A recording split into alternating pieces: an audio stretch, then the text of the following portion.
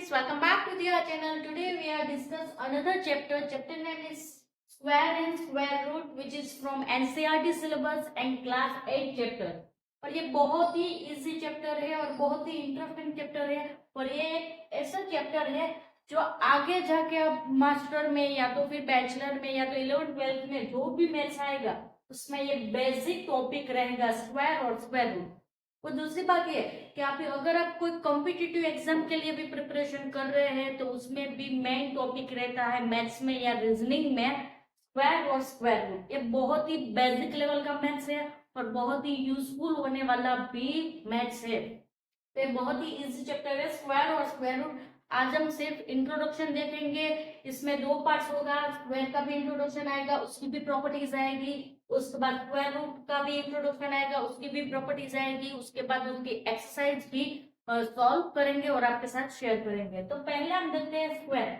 अगर square word आपके सामने आ जाए तो आपको यही वाला स्क्वायर याद आ जाएगा कि ये स्क्वायर पर इस टाइप के मैथ्स में ये ज्योमेट्री में होता है, ये जो हम चैप्टर पढ़ रहे हैं उसमें ये स्क्वायर नहीं आएगा। इसमें जो स्क्वायर आएगा क्या होगा, न्यूमेरिकल होगा।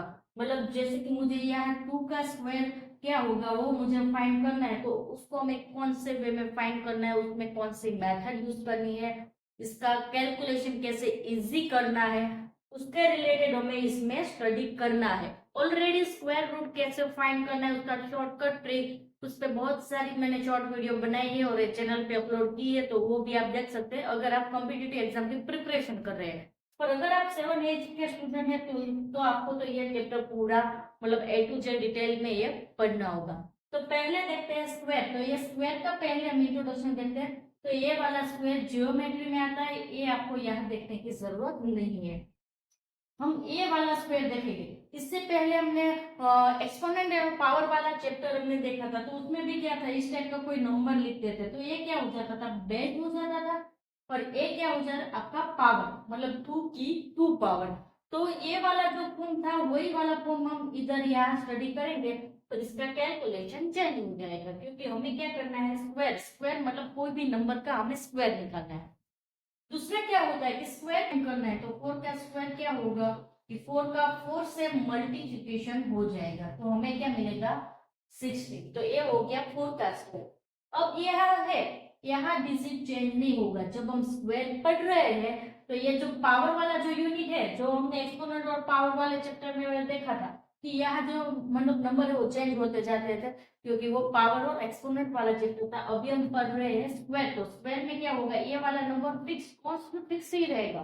जैसे कि हम कोई भी नंबर का हम स्क्वायर निकालें, जैसे कि हमें 7 का स्क्वायर निकालना है तो ये वाला नंबर चेंज होगा पर ये वाला नंबर है वो फिक्स ही रहेगा, वहां 2 ही आएगा, 3 भी नहीं होगा और 1 भी नहीं होगा क्योंकि हमें क्या फाइंड करना है, स्क्वायर। अगर मैं बोलूं कि 7 का स्क्वायर तो वो भी सबको मालूम होगा, 7 मल्टीप्लाई 7 करेंगे तो क्या मिलेगा हमें 49। तो यही आपको स्टडी करना है। पर ये जो हम स्टडी करें बेसिक लेवल का है, इसमें प्रॉपर्टी आएगा और प्रॉपर मेथड आएगा, प्रॉपर मेथड से सोल्व करना होगा। यहाँ क्या है कि 1 to 10 तक के स्क्वायर सबको मालूम होंगे और इजीली हम कैलकुलेट कर पाएंगे। पर कोई बड़ा नंबर है जैसे कि इसका मुझे स्क्वायर निकालना है, ये 3 डिजिट वाला है, उसके बाद 4 डिजिट वाला नंबर आएगा, 5 डिजिट वाला नंबर आएगा, तो ये परफेक्ट स्क्वायर है या नहीं है, और है तो उसका नंबर क्या है, वो सब आइडेंटिफाई करने के लिए हमें ये पूरा चैप्टर पढ़ना पड़ेगा। तो पहले हम देखते हैं इसकी प्रॉपर्टी। तो प्रॉपर्टी हम अच्छे से, आप इसकी प्रॉपर्टी अच्छे से स्टडी कर लेंगे तो एक्सरसाइज के कोई भी क्वेश्चन आपको हार्ड नहीं लगेंगे और बहुत इजीली सारे एक्सरसाइज के क्वेश्चन आप अच्छे से सॉल्व कर पाएंगे। तो पहले इसकी प्रॉपर्टी देखते हैं। पहले हम देखते हैं प्रॉपर स्क्वायर। मतलब प्रॉपर स्क्वायर क्या होता है, जैसे कि मैं ऐसे यहाँ बोलूं कि मुझे कोई भी नंबर का मुझे प्रॉपर स्क्वायर चाहिए, तो प्रॉपर स्क्वायर मतलब क्या होता है, पहले हम यहाँ 1 to 10 के स्क्वायर लिख लेते हैं क्योंकि वो हमें बहुत ही यूजफुल होने वाला है आगे जाके कोई भी कैलकुलेशन में। तो हम 1 to 10 का स्क्वायर लिख लेते हैं, जैसे कि 1 का स्क्वायर क्या होगा, तो 1 होगा, वो सबको मालूम होगा। उसके बाद 2 का स्क्वायर क्या होगा, सॉरी मैं यहाँ स्क्वायर लिखना भूल गई, यहाँ स्क्वायर लिखना कंपलसरी है। तो 2 का स्क्वायर क्या होगा, 2 मल्टीप्लाई 2 करेंगे हमें क्या मिलेगा 4। उसके बाद हमें 3 का स्क्वायर फाइंड करना है, तो 3 का स्क्वायर क्या होगा, 3 मल्टीप्लाई 3 करेंगे हमें मिलेगा 9। उसके बाद 4 का स्क्वायर, तो अभी हमने कैलकुलेट किया था 4 मल्टीप्लाई 4 करेंगे हमें क्या मिलेगा 16। अगर आपको टेबल भी अच्छे से याद है तो आप अच्छे से स्क्वायर ऐसे ही कैलकुलेट कर पाएंगे, पर ये जो चैप्टर में जो मतलब प्रैक्टिकल क्वेश्चन होगा उसमें आपको step wise calculation method wise दिखाना होगा, तो वो ही आपको सीखना पड़ेगा। उसके बाद फिफ्थ का स्क्वायर तो वो भी सबको मालूम होगा, क्या होगा 25 होगा, क्योंकि उसका स्क्वायर क्या होगा 5 मल्टीप्लाई 5। ऐसे ही हम यहाँ देखेंगे सिक्स का स्क्वायर तो होगा 36। ये भी सबको मालूम होता है कि 6 मल्टीप्लाई 6, क्योंकि ये बेसिक जो सारे स्क्वायर है वो मैथ्स में बहुत सारी जगह यूज होते हैं। उसके बाद हम देखते हैं सेवन का स्क्वायर, तो सेवन में क्या होगा 7 मल्टीप्लाई 7 करेंगे आएगा 49 आएगा। उसके बाद हम देखेंगे कि 8 का, तो 8 मल्टीप्लाई 8 करेंगे 64 होगा। उसके बाद 9 का, तो 9 का स्क्वायर होगा 81, 9 मल्टीप्लाई 9। उसके बाद 10 का स्क्वायर होगा 100, ये भी सबको मालूम होगा। ये बेसिक वाले स्क्वायर आपको अगर याद हो गए तो आप अच्छे से मतलब कोई भी बड़े नंबर का स्क्वायर होगा तो उसका आइडेंटिफाई कर पाएंगे कि इसका परफेक्ट स्क्वायर क्या होगा। तो उसका एक मेथड मैं आपको बताती हूँ कि अगर मुझे 24 का स्क्वायर मुझे ये 24 है, किसी भी नंबर का प्रॉपर स्क्वायर है कि नहीं है, और 24 का मुझे स्क्वायर फाइंड करना है, तो वो कैसे करेंगे वो देखते हैं। क्या देखते हैं, जैसे कि यार 24 है तो 24 है उसमें यूनिट प्लेस में, मतलब जो लास्ट वाला डिजिट क्या है 4 है, लास्ट वाला डिजिट क्या है 4 है। और 4 के स्क्वायर में लास्ट वाला डिजिट क्या आता है, तो 4 के स्क्वायर में लास्ट वाला डिजिट क्या आता है 6 आता है। अगर आपको याद रखना है कोई भी बड़ा नंबर है उसके लास्ट में 4 वाला नंबर आता है तो उसका जो स्क्वायर होगा उसके लास्ट में भी कौन सा डिजिट आएगा 6 ही आएगा। ये आपको पता चल जाएगा कि लास्ट वाला डिजिट 4 है तो उसका जो भी कैलकुलेशन करेंगे लास्ट वाला डिजिट कौन सा निकलेगा 6, क्योंकि 4 के डिजिट में लास्ट वाला डिजिट कौन सा है 6 है, ये यूनिट प्लेस बोलते हैं। उसके बाद जैसे कि मैं यहाँ बोलूं कि 82 है, तो 82 है पर 2 का मतलब स्क्वायर क्या होता है 4, तो उसका लास्ट वाला डिजिट क्या है 4 है। तो कोई भी नंबर होगा जैसे कि बड़ा नंबर होगा लास्ट वाला नंबर 2 होगा तो उसका जो स्क्वायर होगा उसका भी लास्ट वाला नंबर क्या होगा 4 ही होगा, उसको हम क्या बोलेंगे प्रॉपर स्क्वायर बोलेंगे। जैसे कि मैं आपको यह बड़ा नंबर लिख के देती हूँ, जैसे कि यहाँ 2 9 8 4 और 2। अब इसका कोई भी आप एक बड़ा नंबर है इसका स्क्वायर करेंगे पर इसके लास्ट में जो डिजिट आएगा वो 4 ही आएगा, क्योंकि 2 का स्क्वायर क्या होता है 4 होता है, तो इसका स्क्वायर निकालेंगे तो लास्ट वाला डिजिट कौन सा आएगा 4 ही आएगा। इतने बड़े नंबर्स का स्क्वायर कैसे निकालना है वो भी आगे इसका मेथड आएगा तब हम देखेंगे, अभी इंट्रोडक्शन देख रहे हैं। तो इसका जो मतलब आप मतलब करेंगे इसका कैलकुलेशन तो इसका लास्ट वाला डिजिट भी क्या निकलेगा 4 ही निकलेगा, क्योंकि ये प्रॉपर स्क्वायर है। उसके बाद देखते हैं सेकंड प्रॉपर्टी है परफेक्ट स्क्वायर। तो परफेक्ट स्क्वायर क्या है, मतलब ये नंबर परफेक्ट स्क्वायर है कि नहीं है वो कैसे हम आइडेंटिफाई करेंगे वो हम देखते हैं। देखते हैं परफेक्ट स्क्वायर, तो परफेक्ट स्क्वायर में क्या होगा जैसे कि आपको कोई भी नंबर दिया है, जैसे मैं यहाँ मतलब मुझे जो नंबर याद आता है ऐसे ही मैं लिख लेती हूँ, जैसे कि यहाँ 2 9 8 6 और 5। अब ये जो नंबर है वो परफेक्ट स्क्वायर है कि नहीं हम कैसे आइडेंटिफाई करेंगे, हमें कोई भी कैलकुलेशन नहीं करनी, ऐसे हमें आइडेंटिफाई करना है कि ये नंबर परफेक्ट स्क्वायर है कि नहीं, मतलब कोई भी डिजिट का परफेक्ट स्क्वायर ये होगा कि नहीं हम कैसे फाइंड करेंगे। तो आपको क्या करना है लास्ट वाला डिजिट देखना है, लास्ट वाला डिजिट क्या है 5, तो 5 कोई भी मतलब यहाँ स्क्वायर में लास्ट में है, हाँ है किसके है 5 के, तो ये परफेक्ट स्क्वायर है।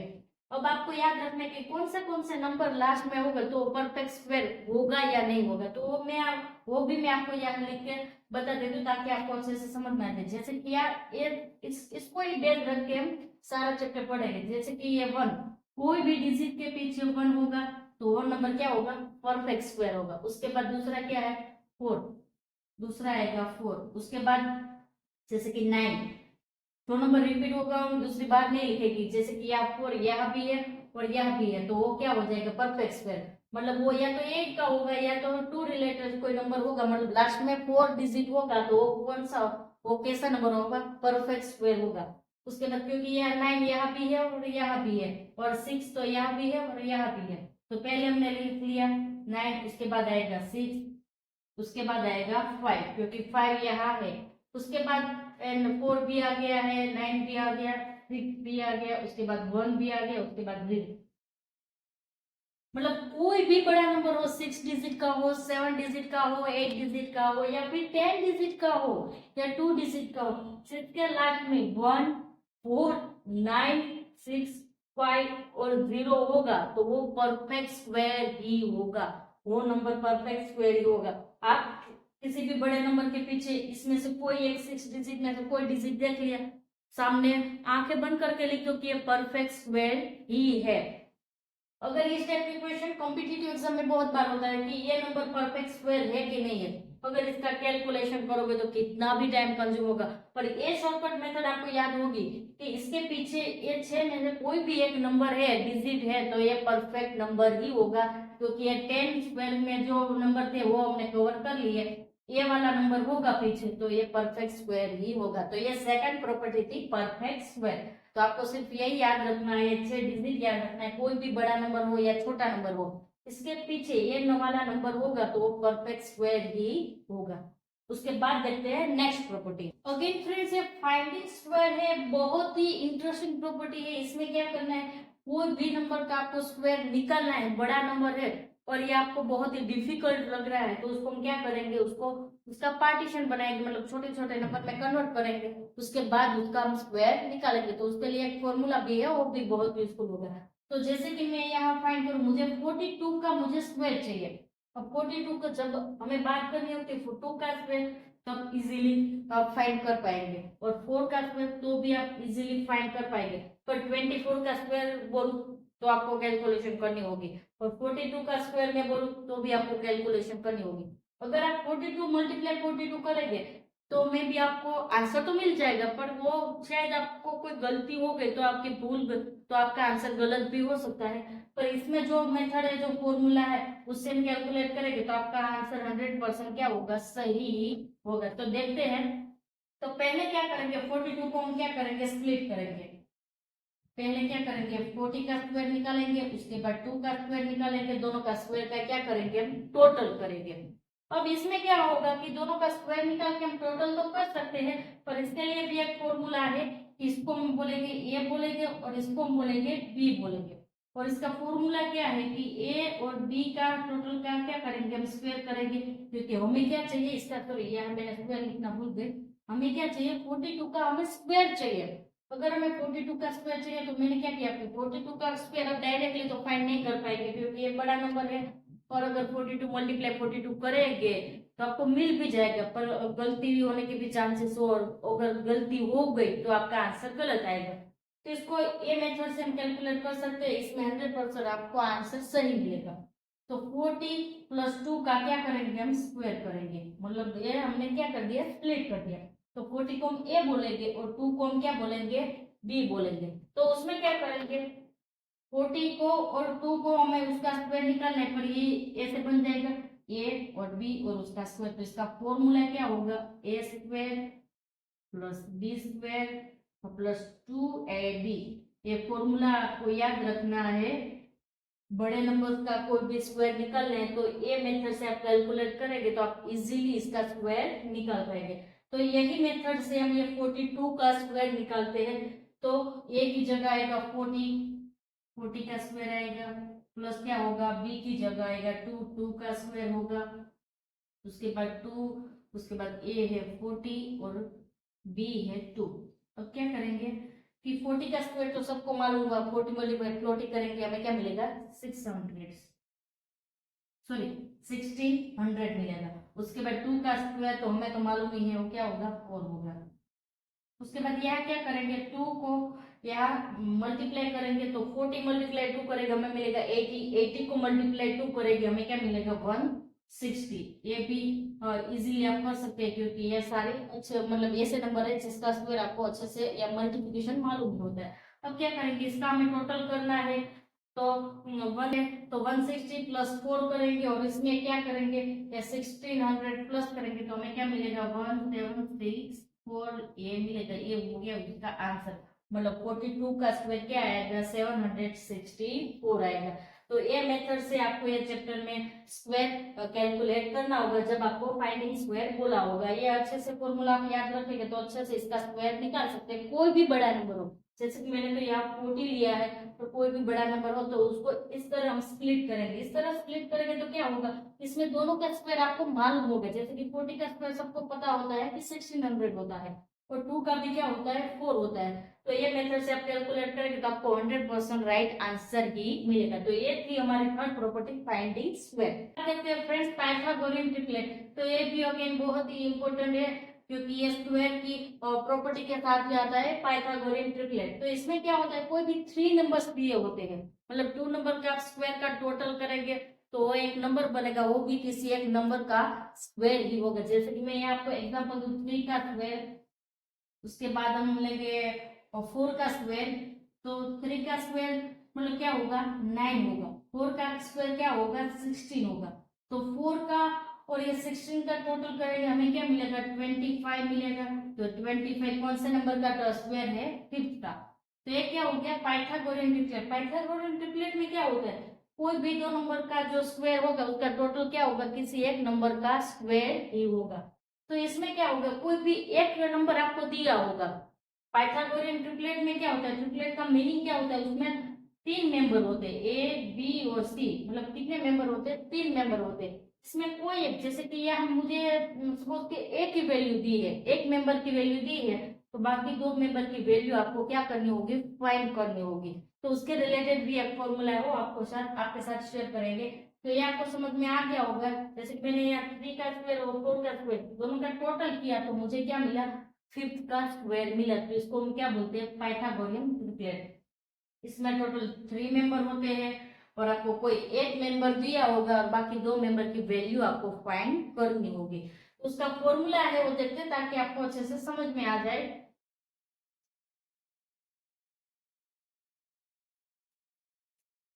तो उसका फॉर्मूला क्या है, पहला है 2m, मतलब पहला 2m, उसके बाद क्या होगा, m स्क्वायर माइनस 1, और उसके बाद आएगा m स्क्वायर प्लस 1। तो इस तरह आपको कोई भी जो वैल्यू दी होगी उसको हम 2m ही अज्यूम करेंगे, और बाकी ये दोनों की हम वैल्यू फाइंड करेंगे। तो जैसे कि मुझे यहाँ दिया है 16, ये पाइथागोरस ट्रिपलेट में से मुझे 16 दिया है, बाकी 2 मेंबर की वैल्यू मुझे क्या करनी है, फाइंड करनी है। तो मुझे दिया है 16, तो 2m इज इक्वल टू हो गया 16। तो m की वैल्यू क्या आएगी, 16 डिवाइड 2 करेगी, यानी कि हमें मिलेगी 8। तो हमें m की वैल्यू मिल गई 8। तो अब ये इसमें हम m की वैल्यू इनपुट करके इसकी वैल्यू हम फाइंड कर सकते हैं। जैसे कि यहाँ है m स्क्वायर माइनस 1 है, तो यह क्या होगा, 8 का स्क्वायर माइनस 1। 8 का स्क्वायर क्या होता है, 64 होता है। 8 मल्टीप्लाई 8 करो तो आपको क्या मिलेगा, 64। उसमें से माइनस 1 करेंगे तो आपको क्या मिलेगा, 63। तो सेकंड की वैल्यू मिल गई हमें 63। उसके बाद इसमें भी वैल्यू इनपुट करेंगे m की, तो m प्लस 1 है, तो m की वैल्यू क्या है, 8 है। तो 8 का हम क्या करेंगे, स्क्वायर करेंगे। तो 8 का स्क्वायर क्या होगा, 64 होगा, उसमें प्लस 1 करेंगे तो हमें मिलेगा 65। तो यहाँ आएगा 65। तो इस तरह आपको कोई भी एक मेंबर की वैल्यू दी होगी और बाकी 2 मेंबर की वैल्यू, ये फॉर्मूला की हेल्प से आपको फाइंड करनी होगी। आपको जो वैल्यू दी है उसको 2m अज्यूम करना है। तो यहाँ क्या किया मैंने कि 2m इज इक्वल टू 16। तो क्या किया कि ये 2 था, इसके साथ डिवीजन में चला गया, तो हमें m की वैल्यू क्या मिली, 8 मिली।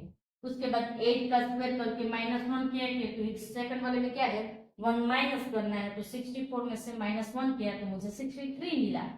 और थर्ड वाले में क्या है कि प्लस 1 करना है, तो 64 में प्लस 1 किया तो मुझे मिला 65। तो ये दोनों का स्क्वायर करेंगे तो इसका टोटल होगा 65 का स्क्वायर। तो ये था पाइथागोरियन ट्रिपलेट। उसके बाद देखते हैं